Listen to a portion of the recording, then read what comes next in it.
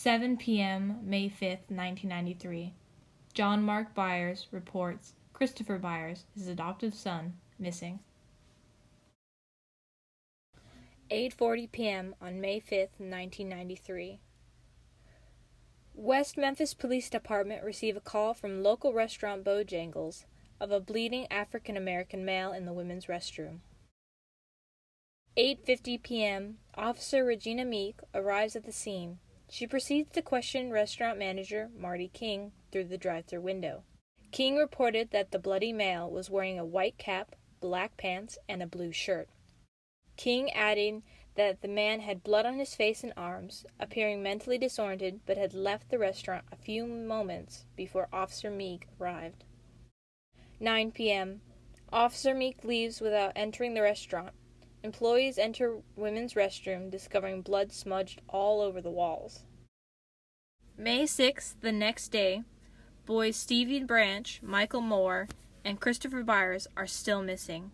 Detective Brian Ridge and Sergeant Mike Allen returned to Bojangles to collect blood scrapings from the restroom walls. The samples were never sent to a crime lab and were later reported lost. There were no further investigations or interviews of the Bojangle employees about the incident. Later that day, the boys' bodies were found in a creek bed near Robin Hood Hills. They had been beaten, hog-tied with their own shoelaces, and at the time thought to be sexually assaulted, which later turned out to be marks left by animals and turtles living in the creek bed. The knots used to tie up the boys were all completely different, meaning multiple murderers. The following days were a whirlwind.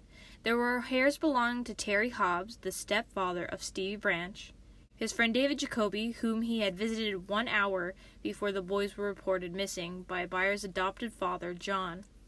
Along that hair evidence was another hair seeming to belong to an African-American male, recovered in one of the shoelaces. The crime scene was greatly mishandled. The bodies were removed from the water before the coroner was even telephoned. Pulling the bodies from the water caused the bodies to decay at an advanced rate, due to the exposure of sunlight and insects.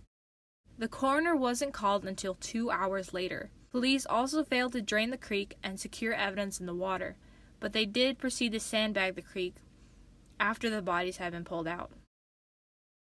Police officers James Sudbury and Steve Jones believed the murders had cult overtones, and so Damian Eccles was brought in for questioning.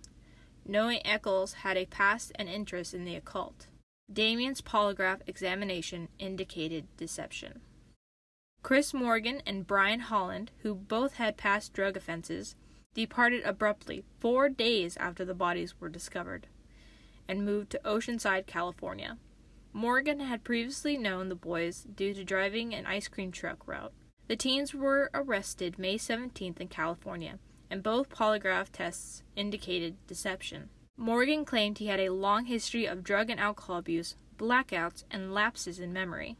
Morgan even claimed he could have killed the boys, but hastily recanted. Urine and blood samples were sent to West Memphis, but nothing ever came of these samples, or if they were even tested, because by now they were focused on Eccles and his quote-unquote followers, questioning him more frequently than any other suspects.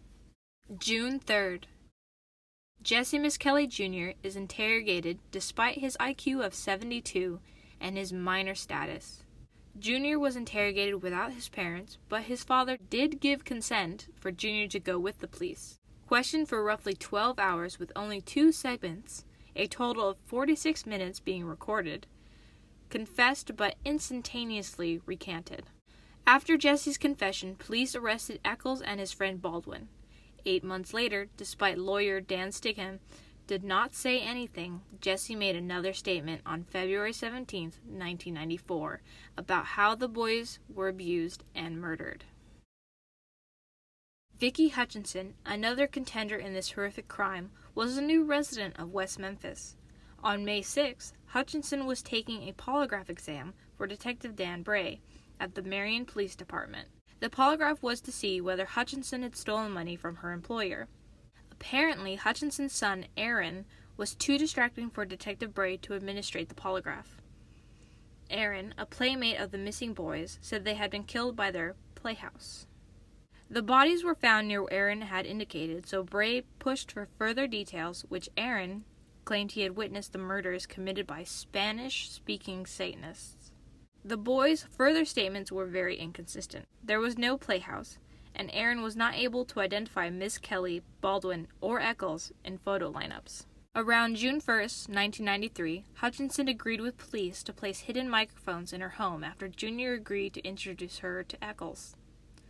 Miss Hutchinson claims the recordings were audible and Eccles made no incriminating statements, but police continues to agree the recordings are inaudible.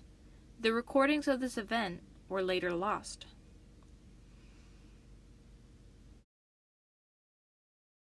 June 2nd, 1993, Hutchinson tells police that Eccles, Jesse, and herself went to a Wiccan meeting where Damien, intoxicated, bragged about killing the 3 little boys.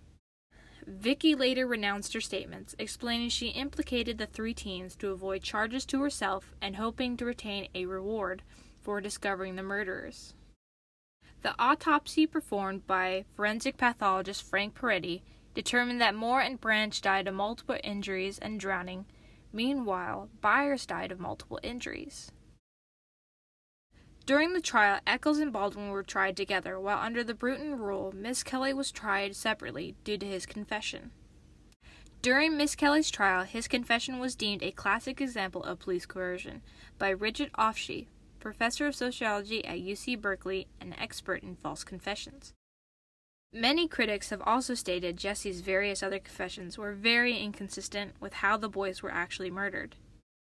February 5th, 1994. Miss Kelly is convicted of 1 count of first-degree murder and 2 counts second-degree murder, sentenced to life plus 40 years in prison. Eccles and Baldwin went on trial 3 weeks later. The prosecution claimed the men committed a satanic murder and called an unaccredited Columbia Pacific University graduate, Dale W. Griffiths, who was a supposed expert in the occult, to testify that the murders were a satanic ritual. March 19th, 1994. Eccles and Baldwin were found guilty on 3 counts of murder. Eccles was sentenced to death, and Baldwin to life in prison. Later in 2011, on August 19th, the 3 convicted teens, now men, took an Alford plea, and were finally freed after so many years in prison.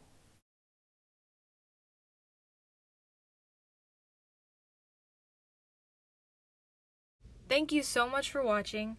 Like and subscribe, and my email is down below if you have any ideas for upcoming videos.